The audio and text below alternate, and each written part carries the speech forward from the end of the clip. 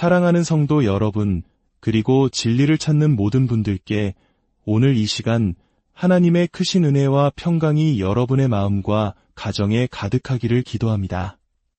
우리가 함께 나눌 이 귀한 말씀이 더 많은 영혼에게 닿아 그들의 삶의 빛과 소망이 될 수 있도록 구독과 좋아요로 함께 해주시는 것은 하나님의 은혜를 나누는 귀한 사역에 동참하는 길이 될 것입니다.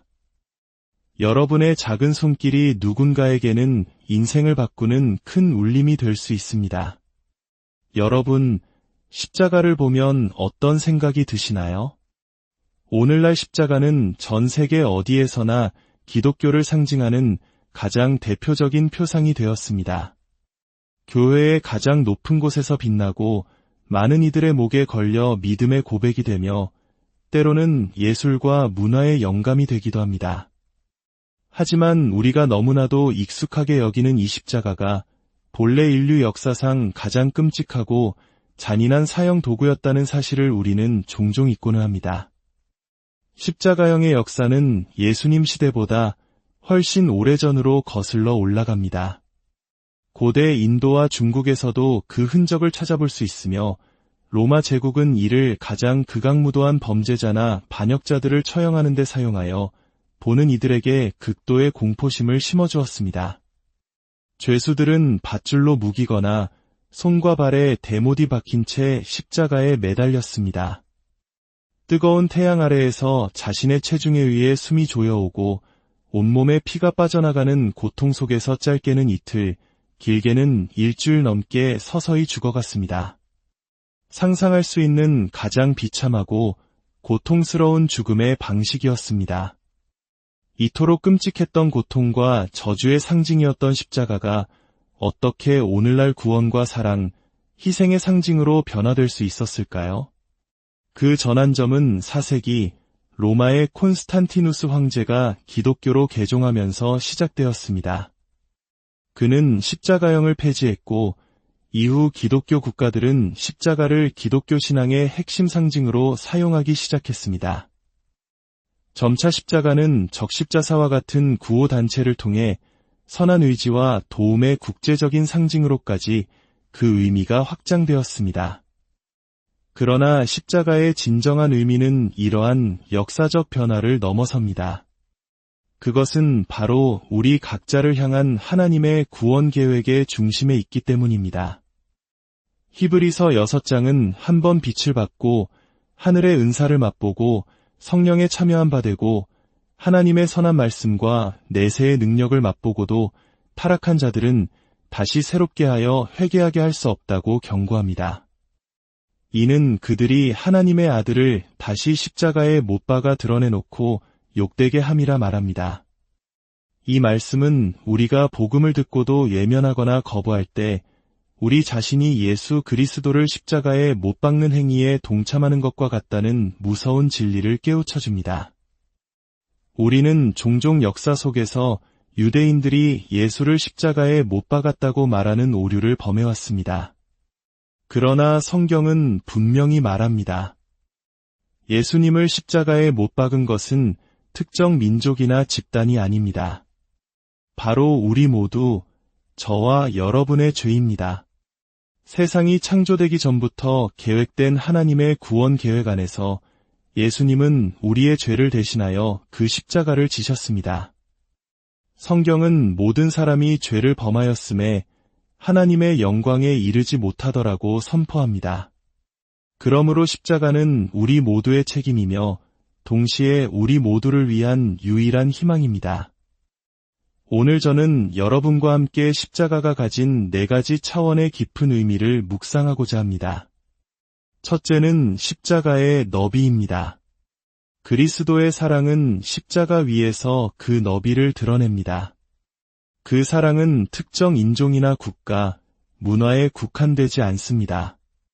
아프리카에서 아시아, 유럽과 아메리카까지 세상 모든 사람을 품에 안습니다. 당신이 누구이든 어떤 종교를 가졌든 혹은 종교가 없든 상관없이 하나님은 당신을 사랑하십니다. 십자가는 바로 그 사랑의 증거이며 당신을 향한 하나님의 외침입니다. 내가 너를 이토록 사랑한다. 둘째는 십자가의 길이입니다. 이 사랑은 시간의 한계를 초월합니다. 영원에서 시작하여 영원까지 이어집니다. 우리는 노아의 방주나 솔로몬의 성전의 길이를 잴 수 있습니다. 하지만 십자가 위에서 나타난 하나님의 사랑의 길이는 그 어떤 잣대로도 측정할 수 없습니다. 사도 바울은 지식에 넘치는 그리스도의 사랑이라고 고백했습니다. 우리 유한한 인간의 머리로는 자신의 독생자를 우리를 위해 내어주신 그 무한한 사랑의 깊이와 길이를 온전히 이해할 수 없습니다. 죽어 마땅한 죄인이었던 우리, 지옥의 형벌을 받아야 했던 우리를 위해 그분은 영원한 사랑으로 다가오셨습니다. 셋째는 십자가의 높이입니다. 그 사랑은 가장 높은 곳, 바로 하나님의 보좌에까지 닿습니다. 하늘이 아무리 높다 해도 십자가를 통해 하나님은 모든 사람을 자신에게로 이끄십니다. 과학자들은 우주의 끝을 찾아 더 멀리, 더 높이 나아가려 하지만 하나님의 사랑의 영역을 벗어날 수는 없습니다. 예수님께서는 내가 땅에서 들리면 모든 사람을 내게로 이끌겠노라고 말씀하셨습니다. 천국은 실제하는 장소입니다. 황금길과 아름다운 저택이 있는 영광스러운 곳입니다. 그 어떤 높은 곳에 이르더라도 우리는 하나님의 사랑 안에 거하게 될 것입니다. 십자가는 땅과 하늘을 잇는 유일한 사다리입니다. 넷째는 십자가의 깊이입니다. 이 사랑은 가장 낮은 곳까지 내려갑니다. 우리가 아무리 깊은 죄악과 타락의 구렁텅이에 빠져 있다 할지라도 하나님의 사랑은 그보다 더 깊습니다. 스스로를 짐승처럼 여기며 살인을 저지르고 온갖 죄악 속에 살아갈지라도 하나님의 사랑의 손길을 피할 수는 없습니다. 십자가의 은혜는 지옥의 문턱바로 앞까지 미칩니다. 로마서에서 바울은 깊도다 하나님의 지혜와 지식의 풍성함이여 라고 찬양했습니다. 그 깊은 사랑이 가장 낮은 곳에 있는 죄인을 하늘의 가장 높은 곳으로 끌어올리시는 것입니다. 이제 잠시 우리를 위해 예수님께서 십자가 위에서 겪으신 그 끔찍한 고통을 묵상해 봅시다. 의학자들은 예수님께서 겪으신 상처를 크게 5가지로 분류합니다. 첫째, 타박상입니다. 머리를 구타당하고 가시 면류관이 씌워졌을 때 입은 상처입니다. 둘째, 열상입니다. 등 가죽이 벗겨지고 끝에 쇠갈고리가 달린 가죽 채찍으로 온몸이 찢기는 고통을 당하셨습니다. 셋째, 관통상입니다. 날카로운 가시 면류관이 이마와 머리를 파고들어 피를 흘리게 했습니다. 넷째, 천공상입니다. 거대한 못이 그의 손과 발을 뚫었습니다. 다섯째, 절개상입니다. 로마 병사의 창이 그의 옆구리를 찔렀습니다. 이 모든 고통, 그 손과 발에 박힌 못은 과연 누가 박은 것일까요?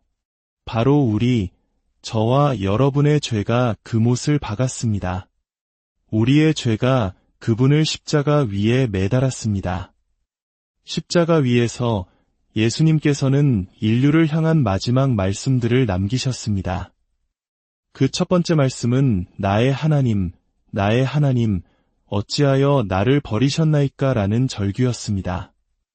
이는 시편 22편의 인용이며 인류의 모든 죄를 짊어지신 순간 거룩하신 하나님 아버지로부터 오는 영적 단절의 고통을 표현하신 것입니다.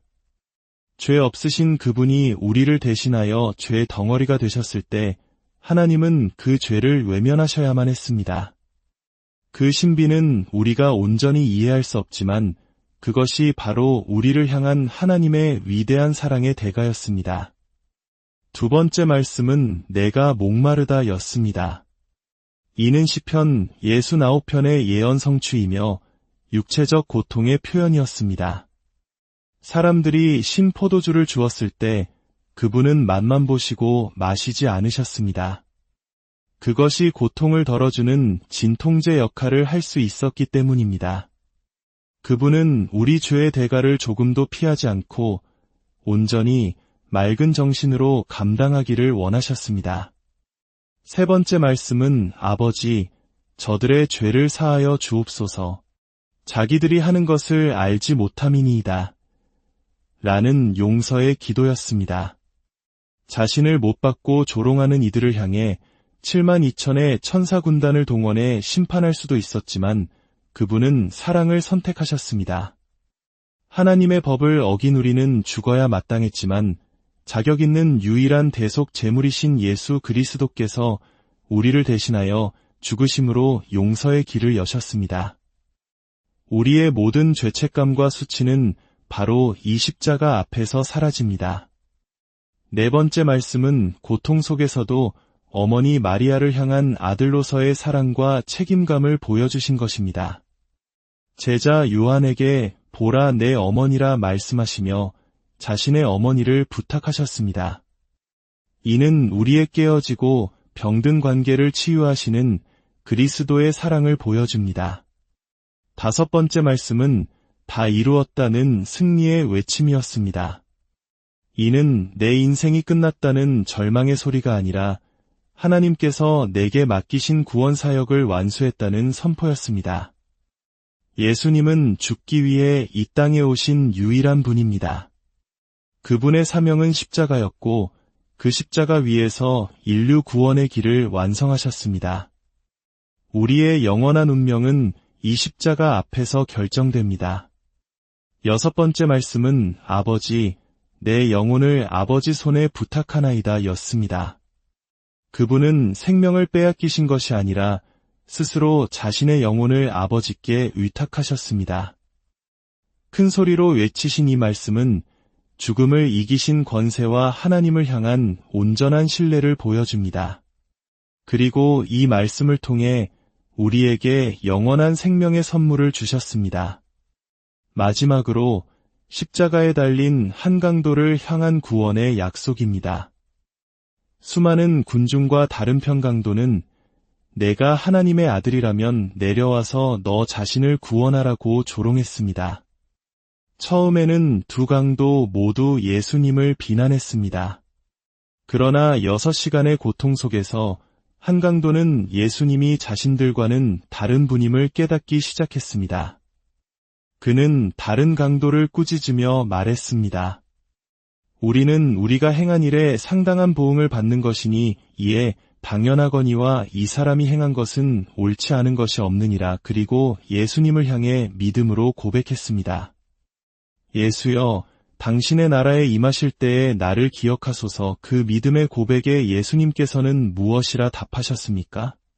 내가 진실로 내게 이르노니 오늘 내가 나와 함께 낙원에 있으리라. 하늘의 천사들은 누가 구원받아 천국에 들어오는 첫 영혼이 될지 숨죽여 지켜보았을 것입니다. 그는 지옥에 가 마땅했던 한 강도였습니다. 하나님의 용서와 자비는 우리의 이해를 초월합니다. 오늘 우리 각자는 이 두 강도 중 한 명의 자리에 서 있습니다. 한쪽은 끝까지 십자가를 거부하고 조롱하며 외면하는 자리입니다. 다른 한쪽은 자신의 죄를 인정하고 예수님을 구원자로 받아들이며 은혜를 구하는 자리입니다. 당신은 어느 십자가에 서 있습니까? 오늘 이 시간 그리스도께 당신의 삶을 드리기로 결단하십시오. 첫째, 당신의 죄를 회개하십시오. 회개는 삶의 방향을 바꾸는 것입니다. 혼자서는 할 수 없지만 기꺼이 돌이키고자 할 때 하나님께서 도와주십니다. 둘째, 믿음으로 그리스도를 당신의 마음의 구주로 영접하십시오. 어린아이가 부모를 신뢰하듯 순전한 믿음으로 나아가십시오. 셋째, 그분을 따르고 섬기기로 결단하십시오. 구원받는 것에서 그치는 것이 아니라 매일의 삶 속에서 그분의 제자로 살아가는 것입니다. 이 말씀을 듣는 모든 분들에게 십자가를 통해 보여주신 하나님의 놀라운 사랑이 당신의 마음 깊은 곳을 어루만지기를 원합니다. 당신의 모든 죄와 상처가 십자가의 보혈로 깨끗하게 시듬받고 영원한 생명의 확신을 얻게 되기를 바랍니다. 여러분의 삶에 십자가의 놀라운 사랑과 용서, 그리고 영원한 생명의 축복이 가득하기를 주님의 이름으로 간절히 기도합니다.